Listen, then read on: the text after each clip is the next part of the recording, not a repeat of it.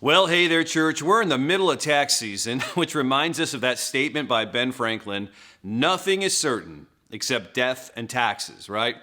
Well, at this time of year, we're probably thinking more taxes than we are death, or maybe some of us are thinking about faking our death to escape our taxes, but I digress. As we're learning in Ecclesiastes, the proper perspective on death is actually the key to true life. Knowing what you want your spouse, your kids, your coworkers, your friends to say at your funeral really allows you to prioritize and structure your life as to what is really most important. So in chapters 1 and 2 of Ecclesiastes, Solomon is poking some holes in some things that we pursue that we believe will bring us true happiness. And they all have one lie in common, and it's this: more will make me happy. You know, we want more money, we want more free time, more love. You name it, more is better. But more is never happy. And what is ultimately going to satisfy a human soul? Well, we're going to take a look at that today. But first, the bad news before the good news. So let's take a look at how this book starts. We're going to go right to the beginning of Ecclesiastes. And even in just the second verse, he hits us with this statement: everything is meaningless, says the teacher. Completely meaningless. Man, what an awful way to start a book, right? Why are you starting a book like this, Solomon, right? Just saying that everything in life is meaningless. Nobody wants to hear this. Yet he uses this word throughout Ecclesiastes 37 times. Now, in this context, the word meaningless really has this understanding of breath or breeze or mist or vapor or just puff of smoke. Now, if you know me, you know that I actually have an affinity for Yankee candles. I actually really enjoy them. I love lighting those up at home, and it's so nice. But the thing is, when you blow those candles out, it's interesting to see how that smoke just fills the air after the candle's blown out. And at first you feel like the whole room is going to fill with this smoke off of this wick. But eventually, and rather very quickly, that smoke just goes away. And you can't capture that smoke. It goes between the fingers of your hands. You can't grasp it. And this is what Solomon is trying to help us all understand, is that that's how life is. Our life here on earth, and we've learned this already, he said, is very, very brief. But he also is saying in this context that it's really very impossible to control as well. And those of us who've lived a few decades, we understand that. We're getting that. Maybe we're starting to really see that we can't really control all the stuff that comes in to our lives. And so he starts as a way to just grab us. And then he goes and he says this: what do people get for all their hard work under the sun? Generations come and generations go, but the earth never changes. We don't remember what happened in the past. And in the future generations, no one's going to remember what we're doing now. I mean, come on, get this, guys, some Xanax, right? But what is he doing here? He's using shock value to ask this very important question: how should we live? I mean, he wants us to reflect. He wants us to stop. He wants us to put down our phones. He wants us to think, what is it in life that matters most so that we can get the most out of life? What should we prioritize? What are the things that are most important? And he says, if you look at this world, everything is just kind of cyclical, right? Rather than even linear. He says the sun comes up and he says it goes down and then only to come back up again, and it just happens over and over and over again. Or he could say the rain falls and then it flows through the rivers and into the earth, but eventually it evaporates, goes back into the clouds, and then it rains again. And it may not perfectly repeat for us all the time, this world, but it does rhyme all the time, doesn't it? I mean, we say things like this: the more things change, the more they just stay the same.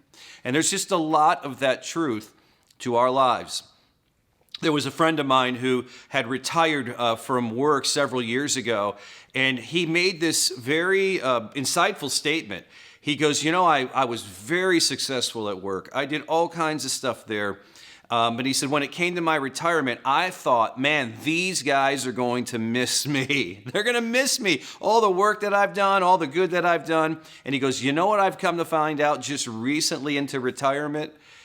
Me leaving that work was like me having a hand in a bucket of water, and then I pulled my hand out of that water, and the water just filled that void. In other words, the job that I was doing, the business that I was a part of, it just kept rolling. It was rolling with me, and unfortunately, it was kind of humbling. It was rolling just as fine without me. And so we know, though, that people grow, and this is what's so important for us. We know that we want to grow, and then that we pursue things to help us grow and to develop, but people grow best when they're in a crisis or if they're on a quest. And Solomon in Ecclesiastes is going on a quest. Now, we all like a good adventure, right? So Solomon is experimenting with all kinds of things to try to find some meaning, to try to find some purpose, to try to find out if the things that we prioritize, that we chase, if they really, really matter. And he's the one to do it. He's got all kinds of resources. It's unlimited, actually. Also, he's got so much money. He's got all the time that he wants. He's in charge of his life. So he goes through a list of things that he starts. He experiments with this himself. He starts with education. Now, we would all agree education is important, but it's not the end-all, be-all, is what he would say. Look at what he says in Ecclesiastes 1:16. I said to myself, I'm wiser than anyone before me in Jerusalem. And he was. Then he says this, I've stockpiled wisdom and knowledge. I've just been reading and I've been taking things in. And what I finally concluded is that so-called wisdom and knowledge are mindless and witless. What? Nothing but spitting into the wind. Much learning, look at this, earns you much trouble. The more you know, the more you hurt. Hey, what is he doing here? He's saying, look, I could get accredited, I could get all these initials after my name, and yeah, education offers opportunities in my life, but not necessarily meaning or the end-all, be-all. I mean, look at us today when it comes to what we know. We have more knowledge today at our fingertips, but it doesn't necessarily mean that we live in a better world, right? The more we know, as a matter of fact, and this is what we're experiencing, the more that we know, the more anxious and stressed we are at all the problems that are out there in the world. So education isn't the end-all, be-all. It's important, it's good, but it shouldn't be the main thing that drives our life. So he tries pleasure. This is a fun one, right? And let's be honest, we've all probably tried this one a little bit. In Ecclesiastes 2, he says, I said to myself, come on, let's try pleasure. Let's look for the good things in life. But I found this, too, was meaningless. So I said, laughter's silly. I mean, what good does it do to seek pleasure? After much thought, I decided to cheer myself with wine. It's pretty popular these days. And while still seeking wisdom, I clutched at foolishness. What a statement that is. But he's saying, look, I'm actually really experimenting with this. I'm trying this, and I'm doing something that's probably not the best for me. I'm over drinking. I'm just having a party here. It's all about pleasure.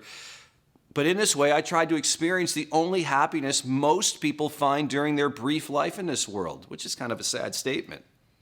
It temporarily made me feel good, he would say, but there was no deeper sense of meaning. And we all know this if we're not careful. Just seeking pleasure alone, just for pleasure's sake, becomes one of the biggest regrets of our lives sometimes. It leads to bad decision-making and bad judgment. So he goes on to material wealth and acquisition. He goes, look, I'll work on my portfolio. He had people doing all the work, all these projects. All he had to do was simply enjoy everything. And look what he says in 2:10. I even found great pleasure in hard work, a reward for all my labors. He goes, there was some good to work. I mean, I enjoyed it. But as I looked at everything I had worked so hard to accomplish, when it was all said and done, it was kind of what my friend said. It's just like taking your hand out of the water. It's all kind of meaningless. It's like chasing the wind. There was nothing really worthwhile anywhere. Anyone here today, are you chasing the wind? Does anyone here have that low grade sense of dissatisfaction or emptiness, or maybe you thought a relationship or this promotion at work or just having a comfortable weekend alone, or that maybe you're more likable would bring more meaning into your life, but you still kind of feel that sense of emptiness? So how much longer are we going to do this? We can buy the newest thing. We can pursue being happy just to feel good. We can make it our main aim to be comfortable all the time. We can certainly create a life to be able to do this.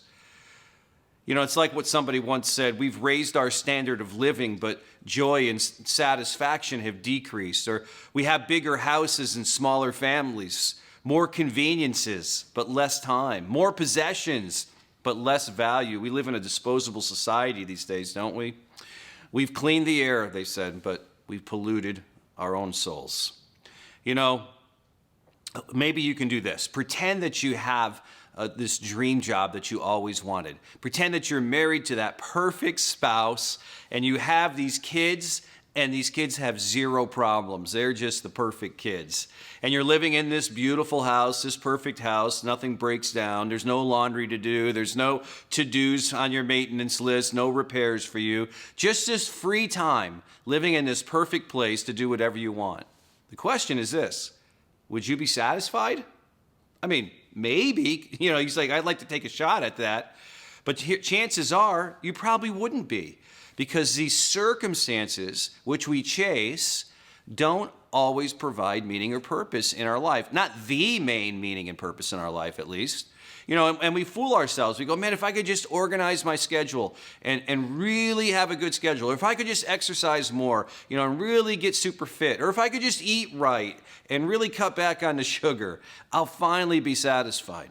Well, Solomon would say, rather than pursue all these avenues to be an end-all, be-all, maybe live every day of your life with the appreciation that life itself is a gift. It's a gift from God. So be wise and learn to pursue them for what they are in themselves rather than what we need them to be to make us happy, right?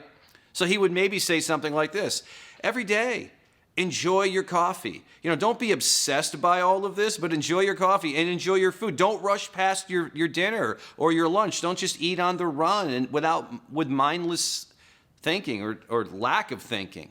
Enjoy every moment you have. Enjoy the time you have with your family and your friends. So many times you're thinking about, I should be somewhere else or do something else. Realize that the moments with your family and friends every day, they're a gift from God. Be grateful for your drive into work rather than, just being so upset about that. Listen to music you enjoy or podcasts that you like and enjoy the whole process of the day. When you're walking the dog, take in the sunrise in the morning or the sunset at night. In other words, Solomon would say, live every day with a sense of humility that God is God and you're not, and of gratefulness that whatever comes your way, God's got this. He's with you, and you're going to experience life to the full.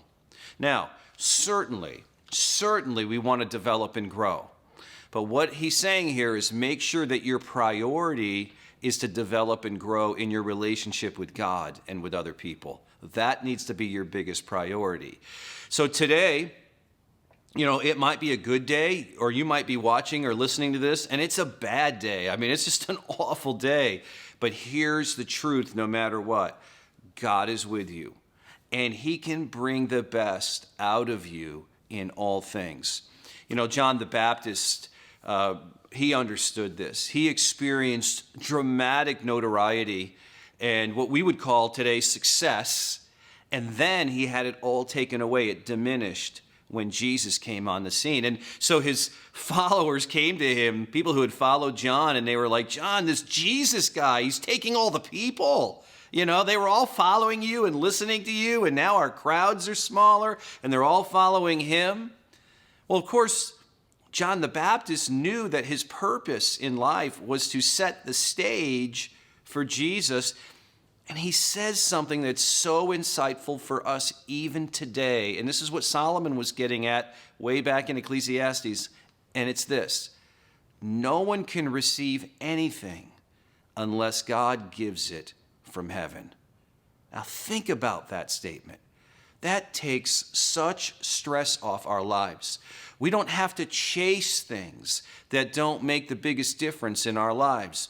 We can live knowing that God has a plan for us, that he loves us, no matter what our circumstances are, whether it's a good day or a bad day. Now, Solomon summarizes it all up when he says this at the end of Ecclesiastes. He says this, the last and final word is this, fear God. Do what he tells you. And that's it. This is it. He set the stage with all the meaningless talk, but he comes through with the answer, and he goes, it's simply this. It's you and your relationship with God. The way to experience the presence of God in your life is through a holy fear of God. Now, there's a difference between the fear of the Lord and being afraid of God. So go back to the garden. Adam sins, and what does he do? He hides from God, right? But God pursues him. He goes, I don't want to have a relationship where you're hiding from me. Let's work through this. The person who fears God really has nothing to hide. We know we're not perfect. We know that we don't measure up, but we also know that God loves us. And so they're afraid more. People that fear the Lord are more afraid of being away from God than they are being close to him.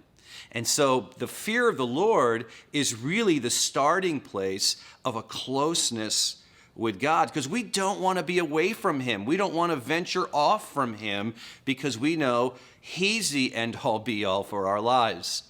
You know, elsewhere we read in the scriptures, in those wisdom literature parts, the fear of the Lord is the beginning of wisdom, right? It's like this, it allows us to think, right? Just like the fear of the power of a bear would keep you from messing around with the bear's cubs, right? We know better than that. Don't get in the way. Don't get between those two.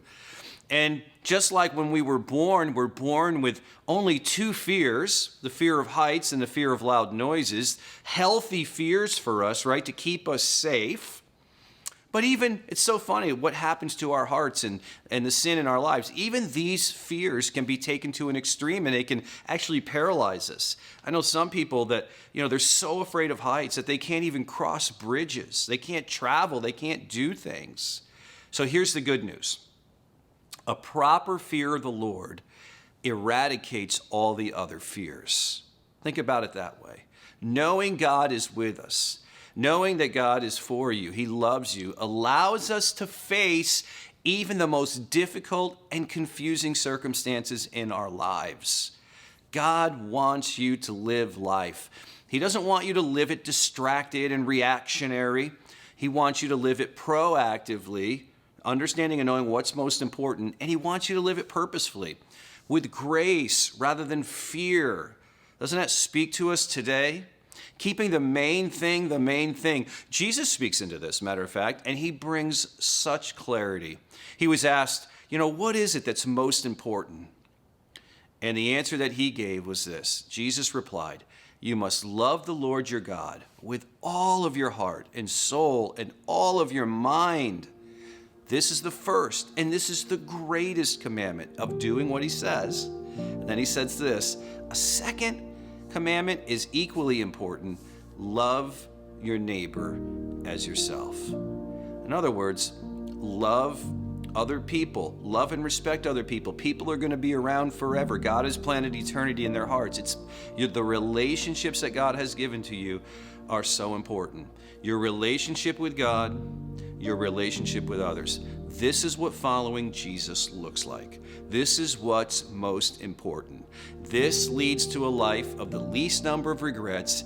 This is life. It's the abundant life. It's the flourishing life. And isn't that what we've been looking for all along? So guys, one day we're going to stand before God, and he's going to ask us two questions. And the first question is this. What did you do with what I gave you? Your talents, your abilities, but the gift of each day. What did you do with what I gave you? The people in your life. Did you live life to the fullest in that way, as every day a gift? And then the second question he'll ask is, what did you do with my son, Jesus? because that's really what life is all about. And if you've never said yes to Jesus, if you've never invited him into your life to be the leader of your life, the forgiver of your sins, today do that. And then live each day with him, understanding that every day, good or bad, is a gift. It's a gift from God because he is with you, and he loves you, and he's for you. God bless you.